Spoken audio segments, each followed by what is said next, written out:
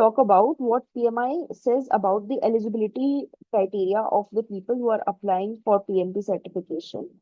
There are two tracks through which you can be eligible for it.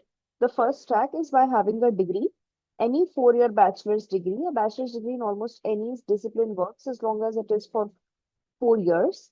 And then you need an experience of about 36 months in leading projects. You also need a training for 35 hours. This can be taken care of by enrolling in six certification training program. And then the domain can be engineering, pharma, manufacturing, government, or any industry. So there is another track which is high school and diploma. In this, you require a degree of a high school diploma, and or it can also be any 2-year associate degree. But here the experience required increases from 36 months to almost 60 months, which is 5 years of experience you require. And then you need a formal training of 35 hours, which INSEC can take care of that.